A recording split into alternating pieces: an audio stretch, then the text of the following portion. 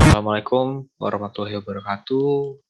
Kami dari kelompok 11 akan mempresentasikan tentang cyber espionage. Perkenalkan, nama saya Aditya Cahaya Ramadan dari kelas 17 7C11 dengan NIM 17 19 10 19. Di sini saya akan menjelaskan tentang poin latar belakang masalah yang kita bahas. Globalisasi dan kemajuan teknologi memiliki dampak positif dan negatif.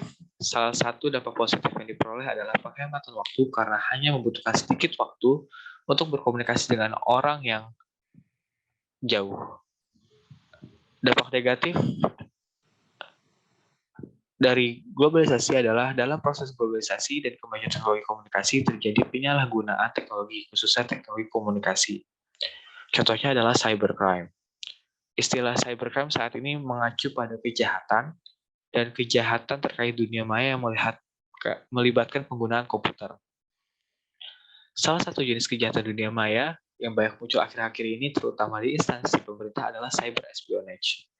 Cyber espionage adalah tindakan atau praktik memperoleh rahasia tanpa izin dari pemegang informasi pribadi, sensitif, hak milik, atau rahasia dari individu pesaing, kelompok, pemerintah, dan musuh untuk tujuan pribadi, ekonomi, politik, atau militer dengan cara internet atau penggunaan komputer secara pribadi. Melalui penggunaan teknik peretasan dan perangkat lunak berbahaya, terutama Trojan, horse, dan spyware. Ini dapat dilakukan sepenuhnya online dari kantor komputer profesional di fasilitas di negara-negara terpencil. Berdasarkan pendefinisian konteks masalah dan hal-hal tersebut di atas, penulis berpendapat bahwa ada kebutuhan untuk pembahasan yang lebih mendalam tentang cyber espionage dan bagaimana mengatur kejahatan cyber ini. Kedua, ada rumusan masalah. Rumusan masalahnya akan kita bahas. Yang pertama itu adalah apa yang dimaksud dengan cybercrime atau cyber espionage. Kedua, apa saja tahapan proses pelaku melakukan cyber espionage. Ketiga, apakah faktor-faktor penyebab pelaku cyber espionage. Yang keempat, bagaimana cara untuk mengatasi masalah cyber espionage. Yang kelima, bagaimana cara mencegah terjadinya cyber espionage. Yang keenam, ada undang-undangan dan hukum, bagaimana undang-undang yang mengatur tentang cyber espionage, dan bagaimana upaya hukum terhadap kasus cyber espionage Australia terhadap di Indonesia. Manfaat dan ruang lingkup. Adapun manfaat dari penyusunan makalah cyber espionage ini ialah untuk menambah wawasan mengenai berbagai kejahatan dalam dunia cybercrime, khususnya pada cyber espionage. Ruang lingkup dalam penjelasan cyber espionage ini menjelaskan secara menyeluruh tentang teori cybercrime dan cyber espionage, serta menjelaskan motif, faktor-faktor penyebab pelaku cyber espionage, hingga cara penanggulangan untuk mengatasi cyber espionage dan kasus-kasus yang sudah terjadi dalam cyber espionage. Berikut landasan teori akan dijelaskan oleh teman saya. Ya, landasan teori. Next. Di sini saya Adi Sutisna dari kelas C dengan NIM 17191030. Saya akan memberikan tentang landasan teori cyber espionage. Next.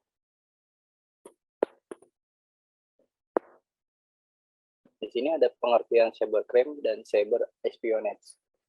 Definisi cybercrime adalah semua tindakan ilegal yang dilakukan melalui jaringan komputer dan internet untuk mendapatkan keuntungan dengan merugikan pihak lain. Sedangkan dalam arti sempit, cybercrime adalah semua tindakan ilegal yang ditujukan untuk menyerang sistem keamanan komputer dan data yang diproses oleh suatu sistem komputer. Sedangkan untuk definisi cyber espionage adalah gabungan dari kata cyber dan espionage. Espionage adalah merupakan kejahatan yang memanfaatkan jaringan internet untuk melakukan kegiatan mata-mata terhadap pihak lain dengan memasuki sistem jaringan komputer pihak sasaran. Next.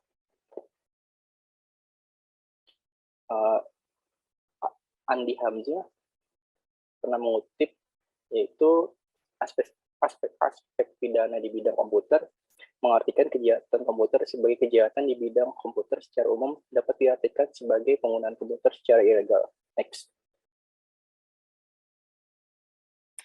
Cyber espionage dibagi menjadi dua kategori, yaitu kejahatan murni dan kejahatan abu-abu. Kejahatan murni adalah sebagai kejahatan murni cyber espionage adalah tindakan mata-mata yang dilakukan dengan tujuan untuk memanfaatkan data atau informasi tersebut untuk tindak kriminal. Misalnya, memanfaatkan data atau informasi yang didapat kemudian mengolahnya sehingga dapat digunakan untuk mencuri data, sabotase, memalsukan data, dan lain-lain. Sedangkan untuk kejahatan abu-abunya adalah tindakan mata-mata yang dilakukan hanya untuk memperoleh kesenangan bagi pelaku yang dikarenakan kepuasan setelah dapat mengakses komputer. Next. Nah, berikut adalah tahapan proses pelaku melakukan kejahatan cyber espionage. Yang pertama ada pencarian data atau biasa disebut dengan footprinting, yaitu proses menemukan sistem yang dapat disusupi oleh peretas. Kegiatan ini meliputi identifikasi area serangan, pemilihan jaringan, dan pemetaan. Lalu ada tahapan kedua yaitu pemilihan sasaran atau biasa disebut scanning. Peretas mulai mencari titik lemah di sistem Anda dengan menargetkan dinding dan celah yang mudah ditembus. Kemudian ada pencarian data sasaran atau yang disebut enumerasi, yaitu penyusup mencari informasi tentang nama akun yang valid dan sumber daya bersama yang ada. Fase ini sudah menembus atau mengganggu sistem. Selanjutnya ada gaining access, yaitu peretas mencoba mendapatkan akses ke sistem Anda sebagai pengguna biasa. Setelah itu ada escalating privilege, tingkat peretas yang meningkatkan status pengguna biasa menjadi admin atau root untuk mendapatkan akses informasi yang lebih baik. Selanjutnya ada memata-matai data. Cyber espionage dimulai dengan mencuri informasi atau data penting yang Anda inginkan. Setelah itu membuat backdoor dan menghilangkan. Setelah melakukan suatu kegiatan, peretas biasanya menghapus jejak untuk meminimalkan deteksi tindakan mereka. Peretas biasanya membuka pintu belakang atau portal yang tidak berdokumen. Next. Faktor-faktor penyebab pelaku cyber espionage dibagi menjadi 3. Yang pertama ada faktor politik. Faktor politik ini biasanya dilakukan oleh oknum tertentu untuk mendapatkan informasi tentang lawan. Sedangkan untuk faktor ekonomi, karena latar belakangnya ekonomi, orang biasanya melakukan apa saja, apalagi karena kecanggihan dunia cyber. Kejahatan semakin mudah dilakukan dengan modal yang cukup seperti hanya memiliki keterampilan di bidang komputer. Nah, untuk faktor sosial, ini terbagi menjadi 3 aspek. Yang pertama ada kemajuan teknologi informasi. Seiring dengan perkembangan teknologi yang semakin maju, dengan demikian juga membangkitkan rasa ingin tahu para peminat teknologi dan mendorong mereka untuk bereksperimen. Kemudian ada sumber daya manusia. Banyak potensi sumber daya manusia di bidang TI yang tidak dioptimalkan sehingga melakukan kejahatan cyber. Kemudian ada komunitas. Demi membuktikan kepiawaiannya dan ingin terlihat dan dipandang unggul, mereka akhirnya tidak sengaja melanggar aturan ITE. Next. Selanjutnya akan dijelaskan oleh rekan saya. Oke, selanjutnya tinjauan kasus dari kelompok kami. Kasus yang kami angkat di sini adalah kasus penyadapan Australia terhadap Indonesia. Perkenalkan, nama saya Muhammad Ali Hanafia dari kelas 177C dengan 177C11 dengan NIM 17191041. Selanjutnya yang akan kami bahas adalah duduk perkara dan fakta-fakta terkait adanya penyadapan. Poin-poin fakta penyadapan. Yang pertama itu, Australia telah lama memata-matai Indonesia.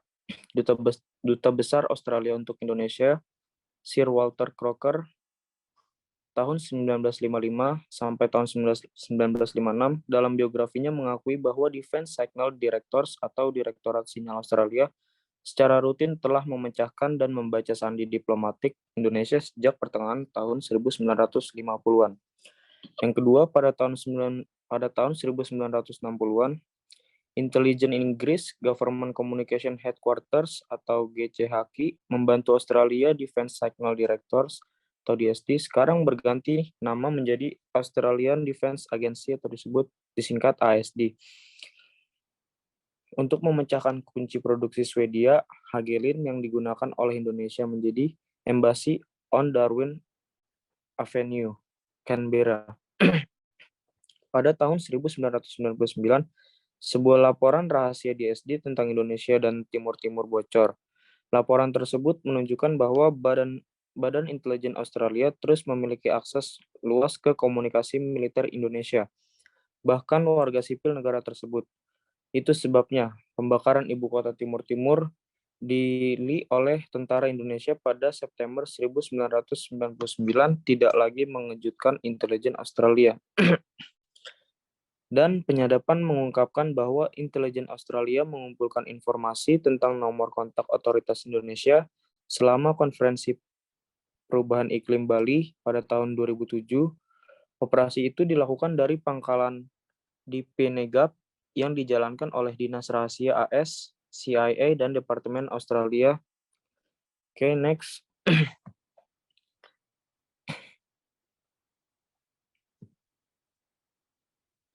Selanjutnya, cara mengatasi pada studi kasus cyber espionage. Berikut cara penanggulangan untuk melindungi masalah cyber espionage. Yang pertama, bekerja sama dengan pakar keamanan. Kedua, pahami landscape ancaman sambil meningkatkan visibilitas basis pelanggan Anda. Yang ketiga, ketahui aset yang akan dilindungi dan risiko operasional terkait. Yang keempat, perbaiki atau kurangi kerentanan dengan strategi pertahanan yang komprehensif. Yang kelima, kembangkan taktik, teknik, dan prosedur dengan memahami lawan. Yang keenam, cegah serangan atau bersiaplah untuk bereaksi secepat mungkin saat berada dalam bahaya. Dan yang ketujuh, pastikan vendor infrastruktur penting tidak dikompromikan dan memiliki perlindungan untuk memastikan integritas sistem vendor. Dan yang kedelapan, infrastruktur TI penting suatu negara tidak harus penuhnya bergantung pada internet. Oke, selanjutnya next. Selanjutnya adalah upaya mencegah pada studi kasus cyber espionage. Mengutamakan keamanan informasi terhadap ancaman serangan cyber merupakan hal yang paling penting dan perlu adanya tindakan pencegahan untuk melindungi data dan mencegah mata-mata. Yang pertama, identifikasi teknik yang digunakan dalam serangan spionase dunia maya ini memberikan informasi pencegahan ancaman yang baik. Yang kedua, pantau anomali sistem Anda dengan alat pemantauan keamanan yang dapat membantu mendeteksi atau mencegah aktivitas yang mencurigakan. Yang ketiga, pastikan infrastruktur penting selalu dilindungi dan diperbarui. Yang keempat, menentukan kebijakan data, termasuk siapa yang memiliki akses ke data tertentu. Yang kelima, pastikan sistem bebas dari kerentanan dan perangkat lunak pihak ketiga selalu aman. Yang keenam, buat kebijakan keamanan cyber yang membahas prosedur dan risiko keamanan. Yang ketujuh, menentukan respons insiden saat serangan terdeteksi. Yang kedelapan, mendidik karyawan tentang praktik keamanan informasi, termasuk menghindari membuka email mencurigakan dengan tautan atau lampiran dokumen. Yang kesembilan, pastikan kata sandi diubah secara berkala. Dan yang terakhir ke-10, untuk perusahaan atau organisasi, pantau informasi apa saja yang dapat disimpan di perangkat seluler masing-masing anggota atau karyawan. Oke, next. Oke, selanjutnya ada upaya hukum pada studi kasus cyber espionage. Peraturan internasional tentang kejahatan komputer tertuang dalam Convention on Cybercrime tahun 2000 tentang kejahatan komputer. Konvensi tentang cybercrime juga sering disebut sebagai Konvensi Budapest. Perjanjian ini mencantumkan semua aktivitas yang diklasifikasikan sebagai penjahat dunia maya. Kejahatan dunia maya yang tercakup dalam perjanjian ini adalah penggunaan ilegal, intersepsi ilegal, antarmuka data, pemalsuan komputer, dan penipuan komputer. Kemudian ada juga pasal dalam UNCLOS 1982 Hukum Laut Perserikatan Bangsa-Bangsa tentang pengumpulan informasi yang merugikan pertahanan atau keamanan negara. Dalam pasal 19 ayat 2 menyatakan setiap tindakan yang bertujuan untuk mengumpulkan informasi yang merugikan pertahanan atau keamanan negara pantai. Pasal ini berlaku untuk kegiatan kapal asing di perairan negara pantai, tetapi secara garis besar kegiatan atau spionase ini termasuk dalam pengumpulan intelijen dalam bentuk apapun, termasuk spionase dengan penyadapan yang merupakan kegiatan pertahanan atau keamanan negara. Australia sudah memiliki aturan yang jelas dan rinci tentang penyadapan. Pada 1 Desember 2014, Australia mengesahkan UU Telekomunikasi, Intersepsi, dan Akses pada tahun 1979. Undang-undang ini secara khusus melarang penyadapan. Dan ada dua upaya hukum di Indonesia dalam tindakan ini. Yang pertama adalah tindakan preventif, dan yang kedua adalah tindakan koersif. Tindakan preventif adalah upaya untuk menghindari atau mencegah terulangnya kembali pelanggaran. Dalam hal ini, Indonesia dapat melakukan upaya hukum preventif secara bilateral untuk menghindari atau mencegah terjadinya pelanggaran bilateral. Kemudian tindakan hukum koersif adalah tindakan yang diambil ketika aturan dilanggar. Pemulihan multilateral adalah penyelesaian akhir ketika 3 atau lebih pihak yang bersengketa terlibat dalam perselisihan tersebut. Terkait kasus penyadapan Australia, Indonesia bisa membawa kasus tersebut ke ICJ atau International Court of Justice. Indonesia harus bisa menjamin penyadap adalah lembaga atau pejabat negara. DSD adalah Dinas Intelijen Pemerintah Australia. Dengan kata lain, DSD adalah salah satu lembaga pemerintahan Australia sebagai organisasi internasional.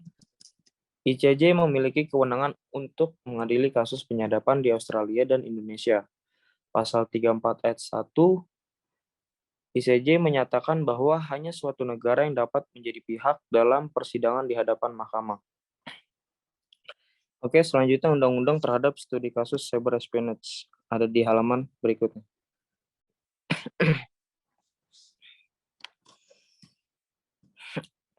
Oke, cyber espionage sendiri disebutkan dalam Undang-Undang Nomor 11 Tahun 2008 tentang Informasi dan Transaksi Elektronik UU ITE mengatur spionage cyber berbunyi sebagai berikut.